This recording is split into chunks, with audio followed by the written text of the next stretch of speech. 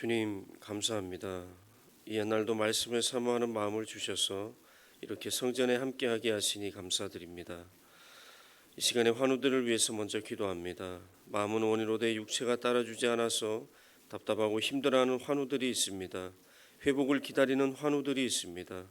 주께서 이들 모두에게 주의 은혜와 회복의 은혜를 베풀어 주시옵소서. 나라를 위해서 기도합니다. 국내외적으로 굉장히 어려운 상황이 닥치고 있는데 정신을 차리지 못하고 자신의 자리와 욕심에만 연연하는 안타까운 자들이 요직을 차지하고 있는 이 참담한 상황을 주님께서 정리하여 주시길 원합니다. 이들 모두를 주님께서 회개시켜 주시옵소서. 그래야 하나님 앞에 엎드리게 하시고 기도하게 하셔서 국가와 국민을 위해 지혜를 모아 외교와 국방과 안보와 경제 등을 잘 챙겨갈 수 있게 도와주시옵소서.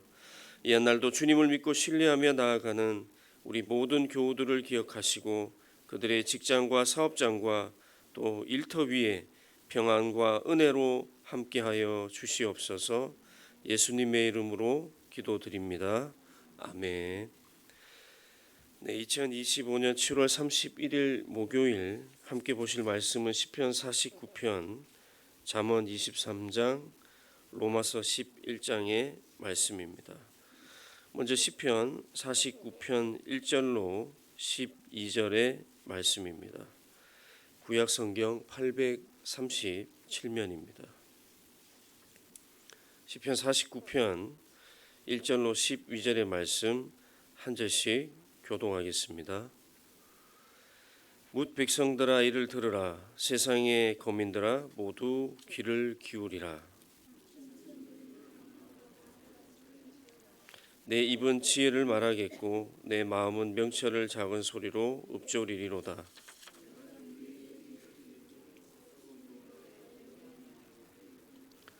죄악이 나를 따라다니며 나를 에워싸는 환난의 날을 내가 어찌 두려워하랴.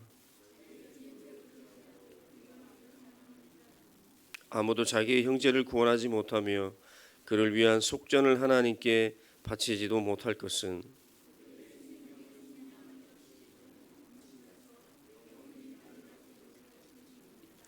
그가 영원히 살아서 죽음을 보지 않을 것인가.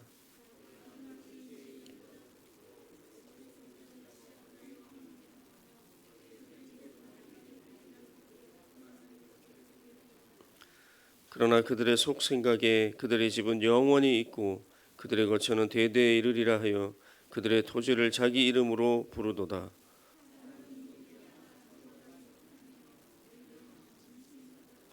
아멘. 다음은 잠언 23장 1절로 11절의 말씀입니다. 구약 성경 936면입니다.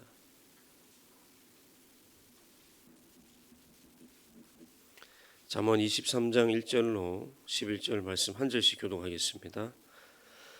내가 관원과 함께 앉아 음식을 먹게 되거든 삼가 내 앞에 있는 자가 누구인지를 생각하며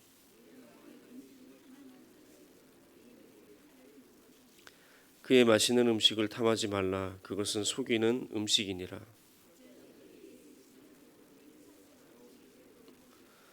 내가 어찌 허무한 것에 주목하겠느냐. 정령의 재물은 스스로 날개를 내어 하늘을 나는 독수리처럼 날아가리라.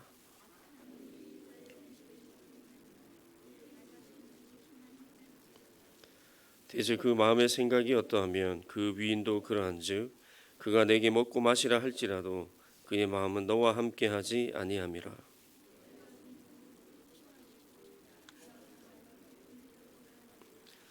미련한 자의 귀에 말하지 말지니 이는 그가 내 지혜로운 말을 업신여길 것임이니라.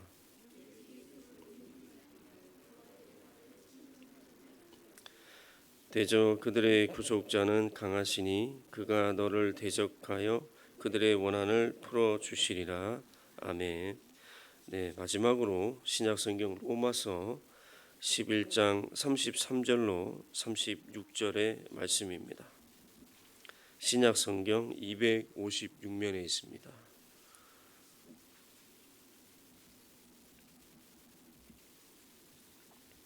로마서 11장 33절로 36절 말씀 한 절씩 교독하겠습니다. 깊도다 하나님의 지혜와 지식에 풍성하며 그의 판단은 헤아리지 못할 것이며 그의 길은 찾지 못할 것이로다. 누가 주께 먼저 드려서 갚으심을 받겠느냐? 만물이 주에게서 나오고 주로 말미암고 주에게로 돌아갑니다. 그에게 영광이 세세 있을지어다. 아멘. 네, 광고 하나 드리겠습니다. 네, 오늘 오전 11시 30분에 고 노경만 성도님 발인 예배가 제일 장례식장에서 있습니다.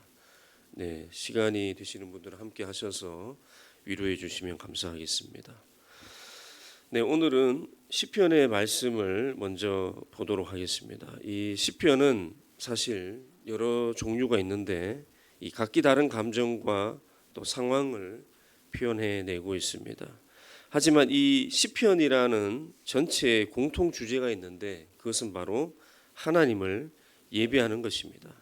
즉 하나님께서는 어떤 분이신지 또 무슨 일을 해오셨는지 또 무슨 일을 하실 것인지를 통해서 우리 하나님께서 찬양을 받으시기에 합당하신 분이라는 것을 이 시편이 밝히고 있는 것이죠.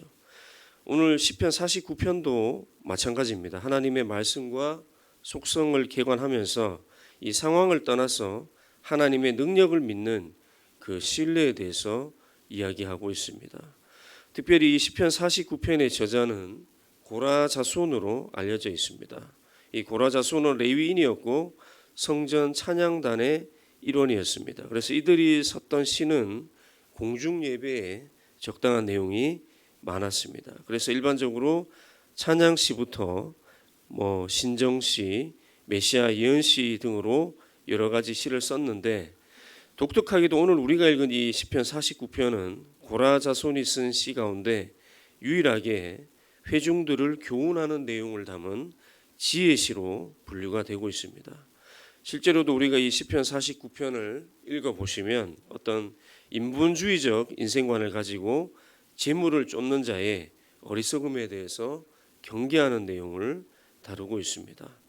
이제 시편 49편을 한번 들여다보겠습니다. 이 시편 49편 이렇게 시작하고 있습니다. 뭇 백성들아 들으라, 세상의 거민들아 모두 귀를 기울이라. 오늘 이 49편을 펴자마자 눈에 들어오는 것은 명령형의 동사입니다. 들으라, 귀를 기울이라.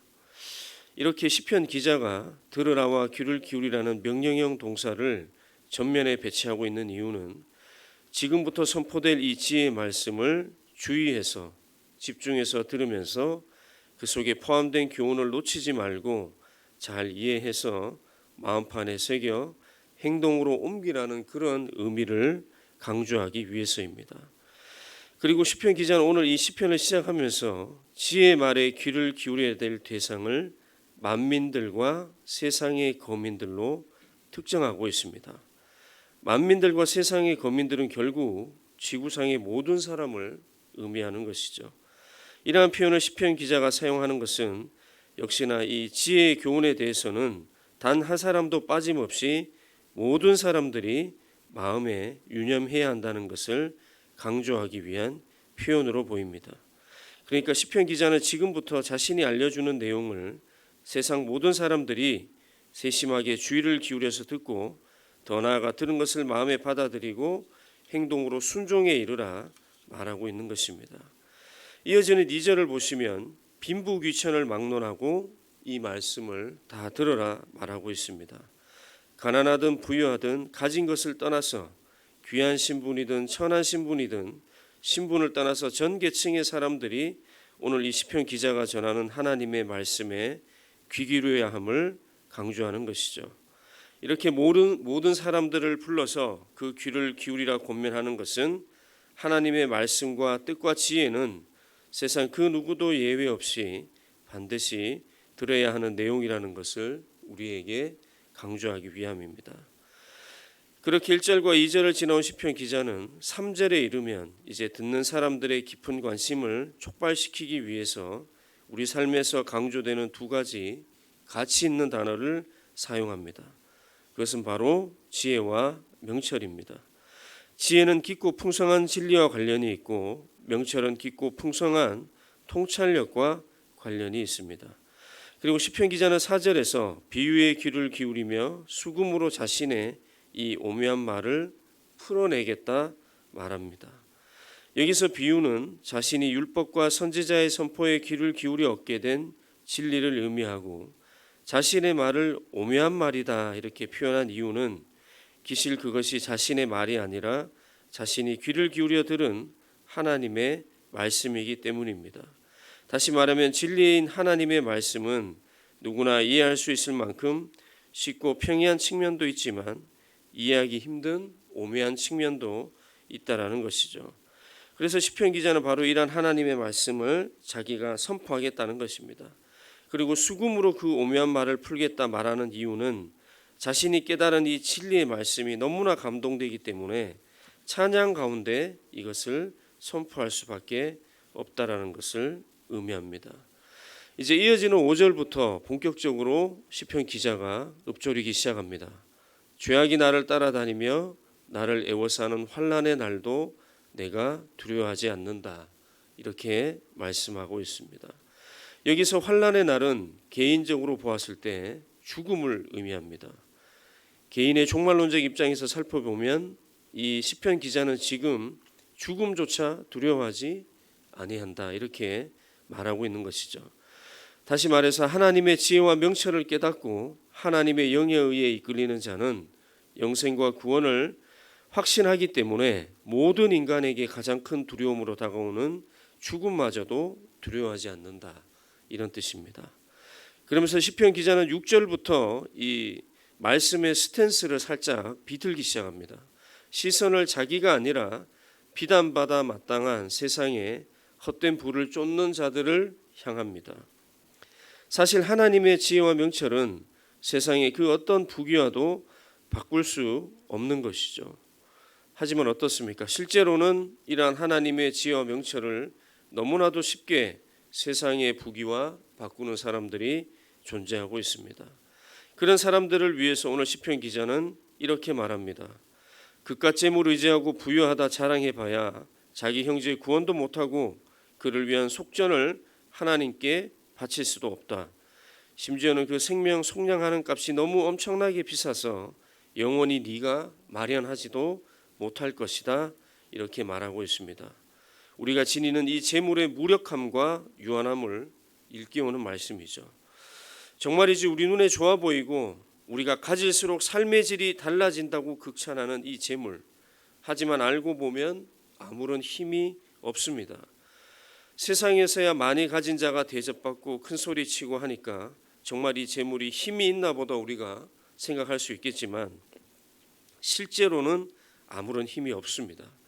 자신의 재물을 신뢰하는 사람치고 의인을 박해하지 않는 사람이 없고 세상에 얽매여 있지 않은 사람이 없습니다. 또 하나님 살아계시다고 인정하는 사람도 드뭅니다. 아무리 부유해본들 이러한 교만을 가지고서야 어찌 영생과 구원으로 나갈 수 있겠습니까? 그 어떤 재물로 생명을 또 대신할 수 있겠습니까? 또 어떤 재물로 구원을 받을 수 있겠습니까? 아시다시피 사람이 죄에서 벗어나는 힘은 재물이 아니라 예수님의 십자가뿐입니다. 이 진리를 모르고 이 진리를 신앙하지 않는다면 제 아무리 많은 재물을 가지고 난리 법석을 피운다 할지라도 죄에서 벗어나지도 못하고 구원받지도 못한다는 것을 오늘 말씀을 통해서 언제나 기억하시며 불신자들에게도 이 진리를 담대하게 증거할 수 있는 저와 여러분 모두가 되시기를 소망합니다. 계속해서 재물 이야기 조금 더 나누겠습니다. 재물은 좀 전에 이야기한 것처럼 힘도 없지만은 분명한 한계도 가지고 있습니다. 아무리 부유하더라도 그 재물로 죽음을 피할 수는 없습니다. 사람의 생명이 그 소유에 넉넉한 데 있지 아니하다는 예수님의 말씀처럼 모든 사람은 자기의 모든 소유를 남겨두고 떠나게 되어 있습니다. 그러므로 지금 아무리 많은 재물을 자랑해봐야 소유해봐야 죽음을 맞이하는 그날에는 아무런 의미가 없다는 것이죠. 이렇게 재물은 우리를 죽음에서 건져낼 수 없다는 그런 한계를 가지고 있습니다. 그렇게 사람은 존귀하긴 하지만 장구하지 못합니다. 그러므로 이러한 한계를 넘어서기 위해서 필요한 분이 바로 예수님이십니다. 사람은 오직 예수님을 믿음으로서만 죽음과 멸망이라는 한계를 뛰어넘어 영생을 얻을 수 있습니다. 구원을 받을 수 있는 것이죠. 그러므로 우리는 무엇이 더 소중한 것인지, 지켜내야 하는 것인지 정확히 인지하고 행동할 필요가 있습니다. 더군다나 성령의 인치심으로 오래전부터 구원이 확정된 하나님의 자녀라면 번지르르해 보이는 재물에 감겨져 있는 그 어리석음과 무지를 분간해내고 그러한 재물의 유혹을 벗어버릴 줄 알아야 합니다. 그를 위해서 오늘 시편 기자는 첫 구절부터 들으라, 귀를 기울이라 명령하고 있는 것입니다. 그런데 어찌 보면 오늘 이 시편은 죽음 앞에서는 부유함도 아무런 도움이 될 수 없다는 깨달음을 주면서 이 시편 기자와 가난한 사람들을 위로하고 있다는 그런 느낌도 듭니다. 세상의 법정이라면 속전을 내고 얼마든지 부유한 자들이 사형에서 혹은 중령에서 벗어날 수 있겠지만은 하나님께서 사람의 목숨을 찾으실 때는 그 어떤 방법으로도 속전할 길도 없고 피할 길도 없습니다. 부유한 자들은 자기들의 삶을 헛된 토대 위에 두지 않으려면 이것을 마음에 단단히 새겨야 할 것입니다. 그렇습니다. 어찌 보면 오늘 이 시편은 삶의 토대를 어디에 쌓고 있느냐라는 질문으로 귀착될 수 있습니다. 어떻습니까? 오늘 말씀을 들으시는 여러분은 삶의 토대를 어디에 쌓고 계십니까? 부귀영화의 삶의 토대를 쌓고 계십니까? 아니면 영생과 구원의 삶의 토대를 쌓고 계십니까? 쌓고 있는 토대에 따라 찾고자 하는 것들도 달라집니다. 부귀영화의 삶의 토대를 쌓는 자는 자신의 소유가, 자신의 이 부유함이 영원하고 대대로 이르리라 착각하며 그렇게 높이 쌓아가겠지만은 한순간 하나님께서 죽음으로 부르실 때 그 토대는 힘없이 무너져 내릴 것입니다. 장구하지 못하고 멸망하는 짐승처럼 말이죠. 지혜 있는 자조차 죽음에서 제외되지 못하는데 부유하면서 무지하고 어리석은 자들이야 더 말할 것이 무엇이겠습니까? 바라기는 이러한 무지한 자, 어리석은 자들처럼 삶의 토대를 부귀영화라는 세상의 가치에 두고 살아가지 아니하고 십자가 예수 그리스도가 허락하시는 구원과 영생이라는 진리의 가치에 삶의 토대를 두고 살아가시는 저와 여러분 모두가 되시기를 소망합니다. 말씀을 한 단락 더 보겠습니다. 로마서 11장 33절로 36절의 말씀입니다. 로마서 11장 33절로 36절의 말씀을 보시면 이렇게 나와 있습니다. 깊도다 하나님의 지혜와 지식의 풍성하며 그의 판단은 헤아리지 못할 것이며 그의 길은 찾지 못할 것이로다. 누가 주의 마음을 알았느냐? 누가 그의 모사가 되었느냐? 누가 주께 먼저 드려서 갚으심을 받겠느냐? 이는 만물이 주에게서 나오고 주로 말미암고 주에게로 돌아갑니다. 그에게 영광이 세세에 있을지어다. 아멘. 자, 이 구절에서 바울은 하나님의 이 구원 행위의 오묘함에 대해서 찬양하고 있습니다. 그의 구원 행위는 모든 인간적인 이해력을 뛰어넘어서 이루어진다 말하고 있습니다. 하지만 신기하게도 믿는 사람들은 그것의 깊이와 부유함을 알고 경외하고 탐복하면서 자랑합니다. 만물이 주에게서 나오고 주로 말미암고 주에게로 돌아간다 고백하는 것이죠. 어찌 보면 시편 49편의 고라 자손도 이러한 토대에서 그 시를 쓴 것이 아닌가 생각이 되어집니다. 부귀영화가 아니라 더 깊고 더 부유한 가치, 영생과 구원의 토대를 두는 그런 가치 있는 삶을 살아가자고 말이죠. 만물이 주에게서 나오고 주로 말미암고 주에게로 돌아가는 하나님 주권의 삶, 신본주의의 삶을 살아가자고 말하는 것입니다. 바라기는 오늘 이 말씀들을 통해서 다시 한번 본인의 삶의 토대를 더 단단하고 깊은 가치, 영생과 구원에 두고 하나님의 주권을 인정하는 신본주의적인 삶, 십자가의 예수 그리스도를 닮아가는 그런 신앙의 삶을 살아가시는 복된 저와 여러분 모두가 되시기를 소망합니다. 기도하겠습니다. 하나님 아버지 감사합니다. 오늘 말씀을 통해서 우리가 삶의 토대를 어디에 두고 살아가야 하는지를 다시 한번 생각하게 하심에 감사드립니다. 십자가의 예수 그리스도가 허락하시는 구원과 영생이라는 진리의 가치를 두는 삶, 하나님의 주권을 인정하는 신본주의적인 삶, 십자가의 예수 그리스도를 닮아가는 신앙의 삶을 잘 살아감으로 종국에는 잘했다, 착하고 충성된 종아라고 주님께 칭찬받는 우리 모두가 될 수 있게 인도하여 주시옵소서. 주님, 다시 한번 환우들을 위해서 간구합니다. 갖가지 형편으로 육체의 어려움을 당하고 있는 지체들이 있습니다. 주님, 불쌍히 여겨주시고 그 육체에 주님의 평안을 허락하여 주시옵소서. 회복의 손길을 간절히 기다리는 지체들에게 안수해 주셔서 깨끗이 나음을 입게 하여 주옵소서. 대한민국의 어려움을 보고 계시는 주님, 이 대한민국 정말 불쌍히 여겨주시고 이제는 친히 구해 주시기를 원합니다. 세차게 흔들리는 정치로부터 안보에 이르기까지 국정의 모든 분야를 주님의 손으로 꼭 붙드시고 하나하나 제대로 정리하여 주셔서 주님의 정의와 공의가 대한민국에 흐르게 하여 주시옵소서. 권력과 물질을 탐하는 자들, 거짓과 악을 사랑하며 자유민주주의 국가라는 정체성을 부정하고 기도하지 아니하고 외식하는 자들이 절대로 함부로 행동하지 못하도록 주님께서 막아주시기를 간절히 원합니다. 이제는 정말로 우리 사회 각계각층의 모든 리더들이 회개하며 기도로 나아갈 수 있게 역사하여 주시옵소서. 어려움에 대하여 모두 다 회개로 나아가게 하시고 주님만 바라보며 무릎 꿇고 간절히 기도하게 하여 주시옵소서. 그래서 주님의 은혜를 입는 대한민국, 평안의 대한민국, 부강한 대한민국이 될 수 있게 주님께서 인도하여 주시옵소서. 우리 교회와 교우들의 삶을 위해서 다시 한번 기도합니다. 특별히 8월부터 시작될 우리 중고등부와 청대부의 수련회를 주님의 은혜의 손길로 붙들어 주시기를 원합니다. 우리 중고등부 청년부 지체들이 예수님을 인격적으로 깊이 만나는 귀한 시간이 될 수 있게 역사하여 주시옵소서. 교회를 위해, 성도를 위해 기도합니다. 우리 교회에서 이루어지는 모든 예배와 만남과 섬김 위에, 그리고 이루어지는 사역들 위에 주님의 은혜의 손길로 함께하여 주시옵소서.